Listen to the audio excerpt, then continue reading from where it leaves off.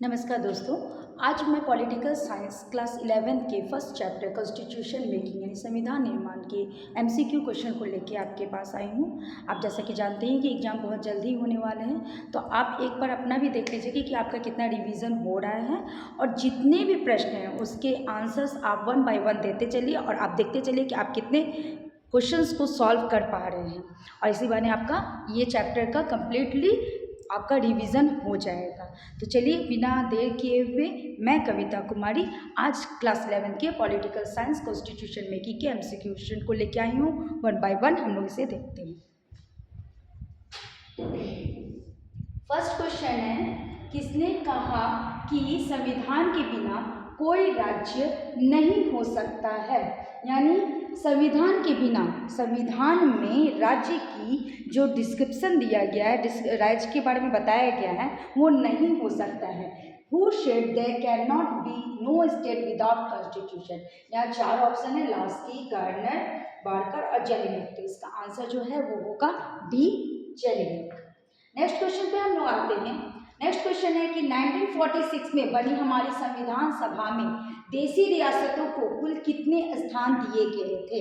तो देशी रियासत, जैसे कि आप जानते हैं कि जब हमारा देश आज़ाद हुआ था उससे पूर्व हमारे देश में देशी रियासतों का बोलबाला था, हर जगह देशी रियासत थे और उन्हें उनका विलय करने का जो दायित्व था वो सरदार वल्लभ भाई पटेल ने किया था और सरदार वल्लभ भाई पटेल की वजह से ही ये जितने भी देशी रियासत थे वो बाद में हमारे देश में शामिल हुए और नए नए राज्यों के रूप में उनका निर्माण हुआ।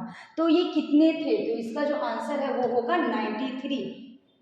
नेक्स्ट क्वेश्चन पे हम लोग आते हैं, किसने कहा कि यदि कोई संविधान अपनी जनता के जीवन उद्देश्यों व आकांक्षाओं के अनुरूप नहीं है तो वह अर्थहीन है, यानी उसका कोई वैल्यू नहीं है।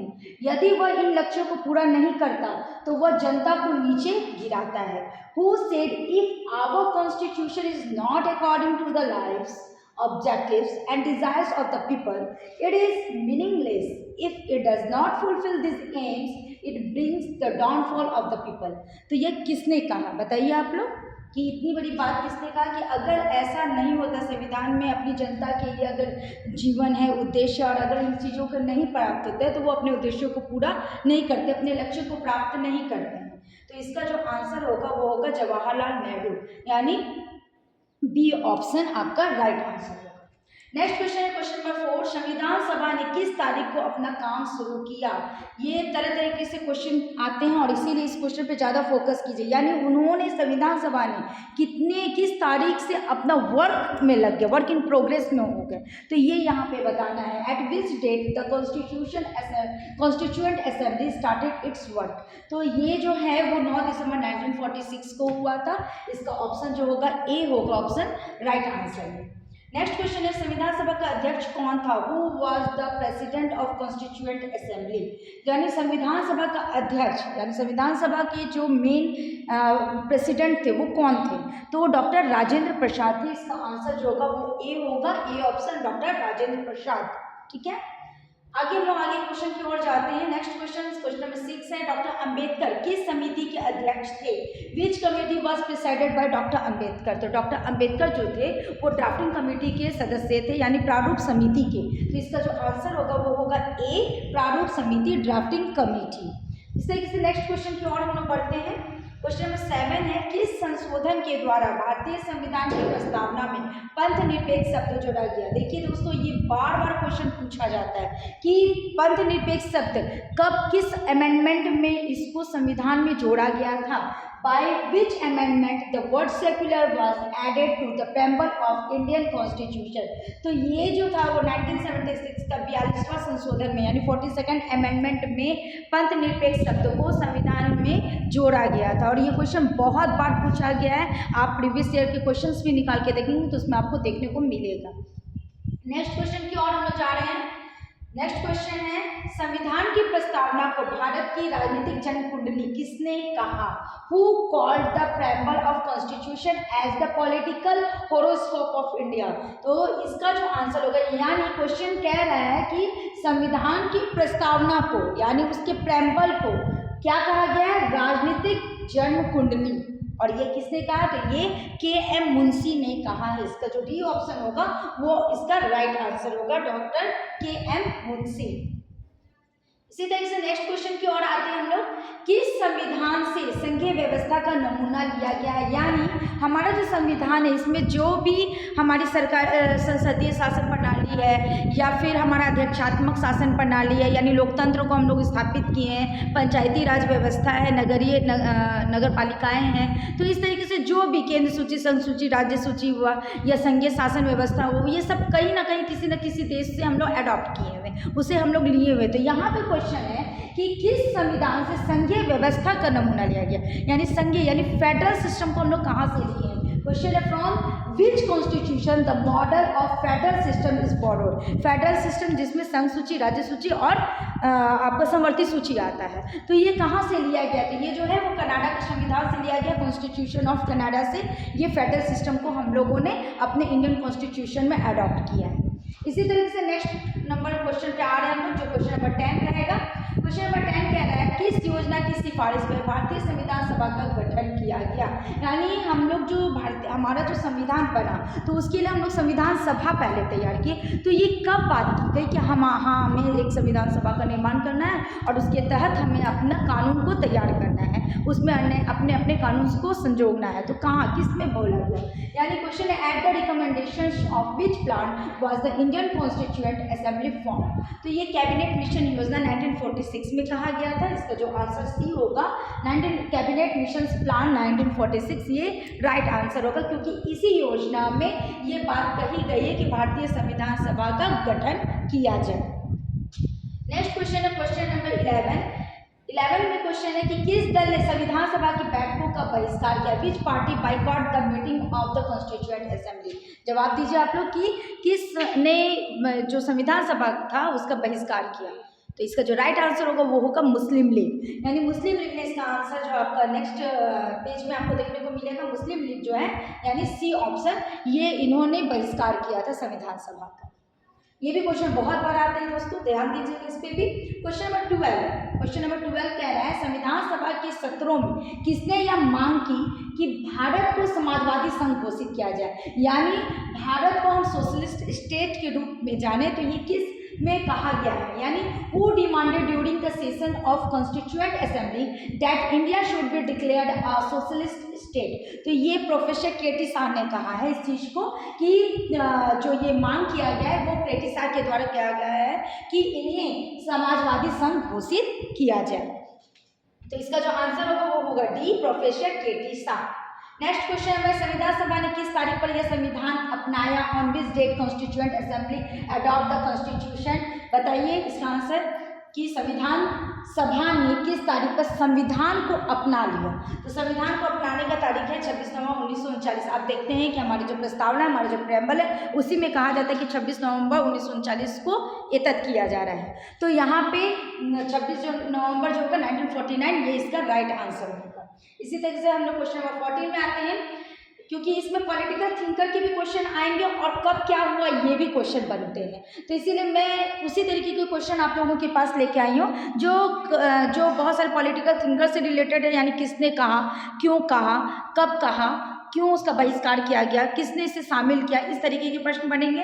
और कई ऐसे होंगे कि संविधान सभा कितने तारीख को लॉन्च हुआ था, कब उसमें कितने सदस्य थे, उसको बनने में कितना समय लगा, उसको बनाने में कितने खर्च लगे, इस तरीके के प्रश्न बनते हैं। तो फिर हम लोग आगे बढ़ रहे हैं, इसको कंटिन्यू करते हैं। क्वेश्चन नंबर 14 है कि किसने कहा कि संविधान में कुछ ऐसे उपबंध हैं जिनमें इधर उधर से कुछ कमियां दिखाई दे सकती हैं। ये क्यों कमियां दिखाई दे सकती है? क्योंकि हम लोग अलग अलग कॉन्स्टिट्यूशन से कुछ ना कुछ अडॉप्ट किए हैं, तो उसमें कुछ तो कमी आएंगी, तो वो कमियां दिखाई दे सकती हैं। हमें यह स्वीकार करना होगा कि उपरोक्त कमियां देश की परिस्थितियों व जनसाधारण में निहित है। यानी जो कमी है वो हमारे देश की जैसी भी संरचना है, उस संरचना के आधार पर वो कमियां देखने को मिल रही हैं। अगर उस तरीके से नहीं रहता हमारा कंट्री, तो शायद इसमें भी चेंजिंग आ सकता था। तो ये किसने कहा? who said there are some provisions in the constitution which may seem faulty to some extent.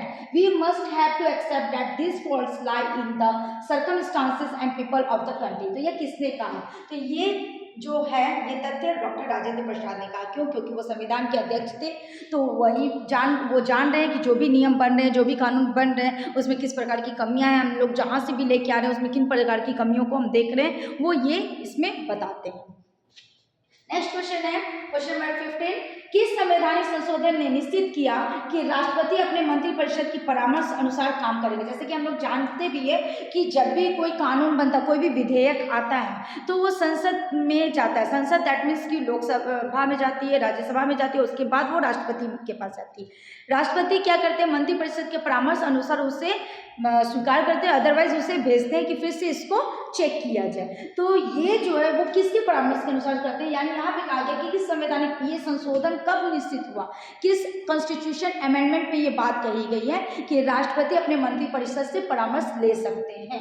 तो यहाँ इन इंग्लिश आप देख लीजिए, which constitutional amendment decided that the president will follow the advice of the council of ministers. ये कब कहा गया? तो ये 1976 का 42वां संशोधन में कहा गया था, यानी 42nd अमेंडमेंट में जो 1976 में हुआ था, उस समय इस बात को रखा गया था कि राष्ट्रपति अगर कोई भी निर्णय लेते हैं तो वो मंत्रिपरिषद के सलाह के अनुसार लेंगे। नेक्स्ट क्वेश्चन की ओर हम जाते हैं। क्वेश्चन नंबर 16 है, संविधान सभा का प्रथम अधिवेशन कब हुआ? When was the first session of Constituent Assembly held? तो संविधान सभा का जो प्रथम अधिवेशन था जब वो लागू हुआ तो उसी समय हुआ था, यानी उसकी जो तारीख थी वो 9 दिसंबर 1946 को ही हुई थी। तो इसका जो राइट आंसर होगा वो होगा बी ऑप्शन, 9 दिसंबर 1946। नेक्स्ट क्वेश्चन, क्वेश्चन नंबर 17, राष्ट्रपति की संकटकालीन शक्तियां किस देश के संविधान से ली गई है? From which country are the emergency power of the president borrowed? तो जैसे कि अभी जस्ट मैंने कहा कि हमारा जो संविधान है उसके कई स्रोत हैं, कहीं कहीं से कुछ ना कुछ लिए गए हैं। जैसे कि अभी पूछा गया कि संघीय शासन व्यवस्था यानी फेडरल सिस्टम जो था वो कहाँ से लिया गया, तो वो कनाडा से लिया गया। तो इसी तरीके से यहाँ पे क्वेश्चन है कि राष्ट्रपति की जो इमरजेंसी पावर है यानी आपातकालीन शक्तियाँ हैं तो वो कहाँ से लिया गया था? तो वो जर्मन से लिया गया था, इसलिए इसका आंसर जो होगा वो डी होगा, वाइमर जर्मन संविधान यानी जर्मन कॉन्स्टिट्यूशन से इस चीज़ को लिया गया कि राष्ट्रपति के पास अपनी एक आपातकालीन शक्तियाँ होती है, वो कभी भी उसे लागू कर सकते हैं। क्वेश्चन नंबर 18 की ओर आते हैं, किस देश का संविधान अलिखित संविधान का उदाहरण है? जैसे कि आप देखते हैं यहाँ पे क्वेश्चन है, constitution of which country is an example of unwritten constitution. जैसा कि आप जानते हैं कि भारत का जो संविधान है वो संविधान लिखित है एवं कठोर है, यानी रिटन वर्क में है और साथ ही साथ वो हार्ड भी है। और बहुत सारे देश के संविधान भी इसी तरीके से, कोई लिखित है कोई अलिखित है। तो यहाँ पे प्रश्न है कि कौन से देश के जो संविधान है वो अलिखित संविधान का उदाहरण है? तो अलिखित संविधान का उदाहरण जो है वो ब्रिटेन है। ब्रिटेन में अभी तक संविधान जो है वो लिखित रूप से नहीं दिया गया है, वो अलिखित यानी मौखिक रूप में है, यानी उसमें परिवर्तन अपने सुविधा के अनुसार होते रहते हैं। तो इसका जो आंसर होगा वो होगा डी, ब्रिटेन। नेक्स्ट क्वेश्चन है, सर्वप्रथम किस देश में संघात्मक शासन की स्थापना हुई? In which country first of all federal system was established? यानी किस देश में संघात्मक शासन की व्यवस्था अपनाई गई थी? तो अभी जस्ट मैंने कहा था कि कनाडा से हम लोगों ने संघात्मक शासन व्यवस्था को लिया है, तो इसीलिए इसको अपनाने का कार्य भी कनाडा ही किया है। तो इसका जो आंसर होगा कि किस देश से, in which country first of all federal system was established? तो federal system was established on Canada, यानी कनाडा से लिया गया है। ठीक है, तो इसका जो आंसर होगा वो होगा डी, कनाडा। नेक्स्ट इस तरीके से हम लोग क्वेश्चन नंबर 20 की और आगे, किस संशोधन के द्वारा भारतीय संविधान, ये रिपीटेड क्वेश्चंस है कि भारतीय संविधान की प्रस्तावना में पंथ निरपेक्ष शब्द कब जोड़ा गया था? अभी जैसे ही मैंने बताया कि 42nd अमेंडमेंट में जोड़ा गया था, वहाँ पे था कब जोड़ा गया था, यहाँ पे क्विज अमेंडमेंट भी हुआ था। तो ये भी ध्यान देंगे आप कि 42nd अमेंडमेंट 1976 में जो हुआ था, तो कई बार वर्ष पूछा जाता है, कई बार अमेंडमेंट पूछा जाता है, यानी कब संशोधन किया गया। तो यहाँ संशोधन कब हुआ ये क्वेश्चन है, तो कब जोड़ा गया था? तो इसका जो आंसर होगा वो होगा B, 42nd amendment. Next question है, अरस्तु ने कुल कितने संविधानों का अध्ययन किया था? जैसे कि आप जानते हैं कि father of the political science जो है वो एरिस्टोटल हैं, अरस्तु हैं। तो उन्होंने कितने संविधान का अध्ययन किया था ये प्रश्न किया जा रहा है। How many constitution did Aristotle study in total. तो इसका जो राइट आंसर होगा वो होगा 158, यानी 158 देशों के संविधानों का अध्ययन अरस्तु ने किया है। नेक्स्ट क्वेश्चन है क्वेश्चन नंबर 22, संविधान सभा के द्वारा संविधान निर्माण में कुल कितना समय लगा? How much time did the constituent assembly take create the constitution, यानी संविधान को बनाने में कितने समय लगे? तो अगर मेन देखा जाए तो 2 वर्ष 11 महीने 18 दिन लगे हैं, सॉरी 2 वर्ष 11, हाँ मैंने ठीक बोला, 2 वर्ष 11 माह 18 दिन लगे हैं। लेकिन कई बार प्रश्न ऐसे भी आते हैं, जैसे कि आप देख रहे हैं कि यहाँ पे लिखा हुआ है लगभग 1 वर्ष, ठीक है, अबाउट 1 ईयर्स। फिर थर्ड ऑप्शन देखिए लगभग 2 वर्ष, ऑलमोस्ट 2 ईयर्स, लगभग 4 वर्ष, अबाउट 4 ईयर्स। और अगर 2 वर्ष 11 माह 18 महीने नहीं दिए रहते, 18 दिन नहीं दिए रहते, सॉरी, तो यहाँ पे लगभग 3 वर्ष लिखा रहता। तो उस कंडीशन में आप उसी ऑप्शन को, यानी लगभग 3 वर्ष के ऑप्शन को आप मतलब सर्कल करेंगे। क्यों? क्योंकि आप देख सकते हैं 2 वर्ष 11 माह, यानी पूरा जो 1 वर्ष जो होता है वो 12 महीने का होता है, जिसमें 18 दिन वो ले ही लिया है। तो 11 माह और 18 दिन, यानी 12वां महीना के 18 दिन ले चुके हैं, तो थोड़े से दिन बाकी रह जा रहे हैं। तो इसीलिए समझिए कि 12 दिन बचे जा रहे हैं, तो इसीलिए ये लगभग 3 वर्ष के रूप में आएंगे। लेकिन यहाँ पे पूरा अप्रोप्रिएट टाइम दे दिया है, इसलिए आप बी को ही देंगे। और अगर लगभग में लिखा रहता है तो लगभग 3 वर्ष में आप सर्कल करेंगे, ठीक है।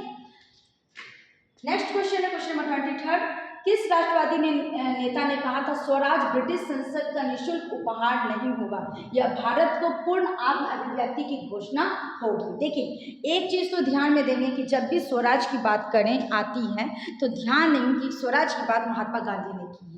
तो यहाँ पे ऐसे ही ऑप्शन भी देख सकते हैं, जब आप इतने लंबे लंबे क्वेश्चंस को नहीं याद कर पाते तो आप वर्ड को पकड़िए और वर्ड से अप्रोप्रिएट थिंकर के नाम को आप सॉल्व कर सकते हैं, उसको ले सकते हैं। जैसे कि यहाँ पे कहा गया है कि किस राष्ट्रवादी नेता ने कहा था कि स्वराज ब्रिटिश संसद का निःशुल्क उपहार नहीं होगा, ये स्वराज की बात कही जा रही है। तो निःशुल्क उपहार नहीं होगा, यह भारत की पूर्ण आत्म अभिव्यक्ति की घोषणा होगी। Which nationalist leader said that swaraj will not be a free gift of the British parliament, it will be a declaration of India's complete self expression? तो इसका जो आंसर होगा वो होगा B, Mahatma Gandhi, B option. Next question question number 24, संविधान सभा के निर्वाचन में प्रांतीय विधानसभाओं के लिए कुल कितने स्थान निर्धारित थे? How many seats were reserve for the elections of the constituent assembly and the Indian legislative assemblies? तो इसका जो राइट आंसर होगा वो होगा सी, 292, यानी 292। नेक्स्ट क्वेश्चन है क्वेश्चन नंबर 25, संविधान सभा के निर्वाचन में प्रांतों के कुल 292 स्थानों में से कांग्रेस को कितने स्थान प्राप्त हुए थे?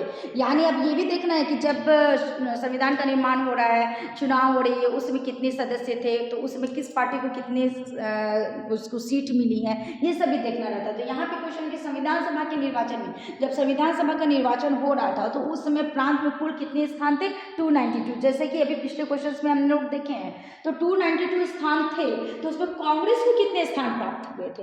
तो कांग्रेस को 208 स्थान प्राप्त हुए थे, क्योंकि ये आप जब क्लास 12th में आएंगे तो आप वहाँ उसमें देखिएगा कि कांग्रेस का ही वर्चस्व था। क्यों? क्योंकि जितने भी वरिष्ठ नेतागण लोग थे वो सब कांग्रेस पार्टी में जुड़े हुए थे। तो उसमें संविधान जब निर्माण हो रहा था तो उसमें भी कांग्रेसी लोग थे, इसलिए इसमें सबसे ज़्यादा जो संख्या मिली है वो कांग्रेस को मिली है, 208 की सीट मिली हुई थी। नेक्स्ट क्वेश्चन है, संविधान सभा के निर्वाचन में डॉक्टर अंबेडकर ने निम्न में से किस दल का प्रतिनिधित्व किया? Which of the following parties was represented by doctor Ambedkar in the constituent assembly election? तो उन्होंने अनुसूचित जाति संघ यानी शेड्यूल कास्ट पे ज़्यादा फोकस किया था, और उसके एसोसिएशन पे जो अनुसूचित जातियों के जो संघ था, जो एसोसिएशन था, उसकी बात डॉक्टर अंबेडकर ने की थी और उसको सराहा था। तो इसलिए इसका जो आंसर होगा वो बी होगा, अनुसूचित जाति संघ। नेक्स्ट क्वेश्चन है क्वेश्चन नंबर 27, संविधान सभा में मनोनीत सदस्यों की संख्या कितनी थी? What was the number of nominated member in the constituent assembly? तो जितने देशी रियासत थे वो थे, तो यहाँ पे 93 इसका राइट आंसर होगा। क्वेश्चन नंबर 28, किस कांग्रेसी नेता ने संविधान सभा को यह चेतावनी दी थी कि प्रारूप समिति के सदस्यों पर अत्यधिक दबाव ना डाला जाए क्योंकि उनके हाथ बंधे हुए हैं? Which Congress leader has warned the Constituent Assembly not to be put executive pressures on the members of the drafting committee as their hands were tied? तो ये महावीर त्यागी ने इस बात को रखा था, तो इसका आंसर जो होगा वो बी होगा, महावीर त्यागी। क्वेश्चन नंबर 29 में आते हैं, संविधान सभा में उद्देश्य प्रस्ताव कब प्रस्तुत किया गया था? When was the objective resolution presented in the Constituent Assembly? तो आपने देखा कि 9 दिसंबर 1946 को संविधान सभा का गठन हुआ था और फिर जब उद्देश्य प्रस्ताव रखा गया था तो वो 13 दिसंबर को रखा गया था उसी साल को, क्योंकि 2 ही वर्ष लगे हैं बनने में, 2 वर्ष 11 माह 18 दिन में, तो ये भी उसी टाइम हुआ था, इसीलिए इसका जो आंसर होगा वो होगा 13 दिसंबर 1946, यानी 13 दिसंबर 1946 इसका राइट आंसर होगा। नेक्स्ट क्वेश्चन नंबर 30 की ओर आ रहे हैं। किसने कहा कि भारतीय संविधान वकीलों का स्वर्ग है? Who said that Indian Constitution is a lawyer's paradise? ये भी क्वेश्चन कई बार क्वेश्चंस आ गए हैं, आप प्रीवियस ईयर का क्वेश्चन उठाएंगे, आपको बहुत सारे क्वेश्चन अभी तक मैंने जितने भी क्वेश्चन दिए सब प्रीवियस ईयर क्वेश्चन से रिलेटेड है, इसलिए इसको बिना स्किप किए हुए आगे बढ़ते चलिए और सारे क्वेश्चंस के आंसर आप सॉल्व करते चलिए। तो यहाँ पे जो आंसर है कि किसने कहा कि भारतीय संविधान जो है वो वकीलों का स्वर्ग है, ये प्रोफेसर आइवर जेनिंग्स ने कहा था, तो इसका जो आंसर होगा वो बी होगा, प्रोफेसर आइवर जेनिंग्स, यानी बी ऑप्शन। नेक्स्ट क्वेश्चन है क्वेश्चन नंबर 31, संविधान में न्यायिक समीक्षा की व्यवस्था किस संविधान से ली गई है? तो from which constitutional has the provisions for judicial education is the constitution been taken? तो बार बार मैं फिर से रिपीट कर रही हूँ कि जो हमारा जो संविधान बना है वो कई देशों के स्रोतों से बना है, तो कहीं ना कहीं से आया है, इसीलिए ये जो बात कहा गया कि न्यायिक समीक्षा की व्यवस्था यानी जुडिशियल सिस्टम जो है वो कहाँ से ली गई है? तो जुडिशियल सिस्टम जो है वो अमेरिका से ली है, इसलिए इसका जो आंसर होगा वो होगा ए, अमेरिका। नेक्स्ट क्वेश्चन की ओर जाते हैं, क्वेश्चन नंबर 32, संविधान सभा में किस सदस्य ने यह मांग की थी कि भारत में अमेरिका के समान अध्यक्षीय शासन प्रणाली की स्थापना की जाए? यानी संविधान सभा में देख रहे हैं हम लोग, संविधान सभा की अभी तक डिस्कस कर रहे हैं, तो संविधान सभा में किस सदस्य ने यानी कौन ऐसा मेंबर था जिसने ये मांग किया था कि भारत में अमेरिका के समान, यानी अमेरिका की जैसे हम लोग न्यायिक व्यवस्था लाए थे तो अमेरिका के समान ही अध्यक्षीय शासन व्यवस्था को लाया जा सके। तो अध्यक्षीय शासन व्यवस्था को अपनाने की या उसको लाने की बात किसने कही थी? Which member of the constituent assembly had demanded that a presidential system of government like America should be established in India? तो जो हमारे राष्ट्रपति के लिए है, तो ये जो लाया गया था वो प्रोफेसर के.टी. शाह के द्वारा कहा गया था, तो इसका जो आंसर होगा वो बी होगा, professor K.T.. Shah. K.T.. Shah ने अध्यक्षीय शासन प्रणाली की बात कही थी और उसको डिमांड किया था और उसको रखा गया था। इस तरीके से अब हम लोग नेक्स्ट क्वेश्चन की ओर जा रहे हैं। संविधान सभा में कुल कितने सदस्य थे? How many members were there in the constituent assembly? ये न्यूमेरिकल क्वेश्चन आने लगे हैं। तो संविधान सभा में कुल 389 सदस्यों की सदस्य शामिल थे, तो इसलिए इसका जो आंसर होगा वो आंसर सी होगा, 389। नेक्स्ट क्वेश्चन है, मूल संविधान में कुल कितनी अनुसूचियां थी? How many schedules were there in the original constitution? तो 8 अनुसूचियां थी, तो ये भी हम जानते हैं कि 8 अनुसूचित थे, 8 शेड्यूल्स थे, तो वो आंसर बी, ए ऑप्शन होगा इसका। उसके बाद नेक्स्ट क्वेश्चन है, मूल संविधान में कुल कितने भाग थे? How many parts were there in the original constitution? तो 22 भाग थे, यानी आप देख लीजिए कि मूल संविधान में 22 भाग, 8 अनुसूचियां और टोटल 395 अनुच्छेद थे, 395 अनुच्छेद थे। अब इसी तरीके से प्रश्न आते हैं कि वर्तमान में कितने थे, तो इन सब प्रश्नों को भी हम देख लेंगे। यहाँ पे अभी देखिए नेक्स्ट क्वेश्चन फिर है कि मूल संविधान में कुल कितने अनुच्छेद थे? How many articles were there in the original constitution? तो कुल जो अनुच्छेद थे वो 395 थे, 395 थे, जैसे कि अभी 1 by 1 लाए। अब आप देखिए कि वर्तमान में भारतीय संविधान में कुल कितने भाग है, 1 by 1 उसे भी मैं ला रही हूँ। तो वर्तमान में जो भारतीय संविधान है उसमें 25 भाग हैं, पहले 22 थे, अभी 25 हो गए हैं। फिर किसने संविधान सभा में 13 दिसंबर 1946 को उद्देश्य प्रस्ताव पेश किया? अभी जस्ट हम लोग ने कहा था कि उद्देश्य प्रस्ताव कब पारित हुआ था, तो हम लोग बताएं 13 दिसंबर 1946 को हुआ था। और किसने किया? तो पंडित जवाहरलाल नेहरू ने इसे उद्देश्य प्रस्ताव को पारित किया था, तो इसका जो आंसर होगा वो बी होगा, पंडित जवाहरलाल नेहरू, यानी इन्होंने उद्देश्य प्रस्ताव को पारित किया था। देखते देखते क्या हम लोग 39 क्वेश्चन की ओर आगे हैं। क्वेश्चन 39 कह रहा है कि 3 जून 1947 को किस योजना के तहत भारत का विभाजन हुआ? Under which plan did the partitions of India take place on 3 June 1947? तो ये माउंटबेटन योजना के तहत ऐसा हुआ था कि उस समय भारत का विभाजन की बात कही थी, क्योंकि उसमें मुस्लिम लीग हावी हो गया था और लोग चाह रहे थे कि देश का विभाजन हो, तो ये जो हुआ था तो वो माउंटबेटन योजना के तहत में हुआ था, इसलिए इसका जो आंसर होगा वो सी होगा, सी माउंटबेटन प्लान। नेक्स्ट क्वेश्चन है, भारत का संविधान कब लागू हुआ? When did the constitution of India came into force? तो वो कब लागू हुआ? तो 26 जनवरी 1985, सभी को जानते हैं। और इसी दिन हम लोग क्या करते हैं, गणतंत्र दिवस मनाते हैं, रिपब्लिक डे को सेलिब्रेट करते हैं। तो संविधान कब लागू हुआ? तो 26 जनवरी 1950 को हुआ। तो ये आप जितने भी डेट हैं उसको आप देख लीजिए कि संविधान सभा का गठन कब हुआ था, कब से कार्य स्टार्ट किया था, कितने वर्ष लग गए थे, कितने तारीख को वो लागू हुआ था, कितने तारीख को पारित किया गया था। ये सारे डेट आपको कंफ्यूज करेगा जब आपके क्वेश्चंस आएंगे, तो इन चीज़ों पे थोड़ा सा ज़्यादा आपको ध्यान देने की आवश्यकता है। फिर आप देखिए नेक्स्ट क्वेश्चन क्या होता है, भारत के प्रथम राष्ट्रपति कौन थे? Who was the first president of India? तो भारत के प्रथम राष्ट्रपति डॉक्टर राजेंद्र प्रसाद थे। फिर संविधान सभा के अध्यक्ष कौन थे? अभी जस्ट मैंने बताया था, who was the president of the constituent assembly? तो डॉक्टर राजेंद्र प्रसाद जो थे संविधान सभा के अध्यक्ष थे, ये भी मैंने बताया। प्रारूप समिति के अध्यक्ष कौन थे? तो वो डॉक्टर BR अम्बेडकर थे। तो इस तरीके के प्रश्न जो होते हैं 1 by 1 लाइन के आपके क्वेश्चन बनते हैं। और आप जानते हैं कि पॉलिटिकल साइंस जो है तो वो जीके और जो करंट न्यूज़ होता है उससे रिलेटेड ही होता है, तो इसमें बहुत तरीके के प्रश्न बनते रहेंगे। तो यहाँ पे इसी तरीके से यहाँ पे जैसे कि आया अध्यक्ष कौन थे। फिर देखिए क्वेश्चन आता है, स्वतंत्र भारत के प्रथम गवर्नर जनरल कौन थे? Who was the first governor general of independent India? तो ये स्वतंत्र भारत के वक्त के पूछा जा रहा है, यानी जब भारत स्वतंत्र हो रहा था तो उस समय की गवर्नर जनरल कौन थे? तो उस समय के लॉर्ड माउंटबेटन थे। आप देख सकते हैं लॉर्ड माउंटबेटन जो थे प्रथम गवर्नर जनरल थे तब के स्वतंत्र भारत के। फिर नेक्स्ट क्वेश्चन नंबर 51 में आता है, संविधान ने किस भाषा को राजभाषा का दर्जा दिया था? तो संविधान ने हिंदी भाषा को राजभाषा का दर्जा दिया था। और आपको ये भी बता दें कि जब राज्यों का निर्माण हुआ था तो भाषा के आधार पर ही राज्यों का पुनर्गठन भी किया गया था। तो कई बार ये भी प्रश्न आते हैं कि राज्यों का जो निर्माण हुआ था या राज्यों का पुनर्गठन हुआ था तो किस आधार पर हुआ था? तो उसका जो आंसर होगा वो होगा उसका जो आंसर होगा वो होगा लैंग्वेज, भाषा। ठीक है, तो यहाँ पे बी आंसर होगा हिंदी। संविधान को में जो हिंदी है उसको राजभाषा का दर्जा मिला है। फिर नेक्स्ट क्वेश्चन की और आइए, कर्मकारों के लिए निर्वाह मजदूरी का उल्लेख संविधान के किस अनुच्छेद में वर्णित है?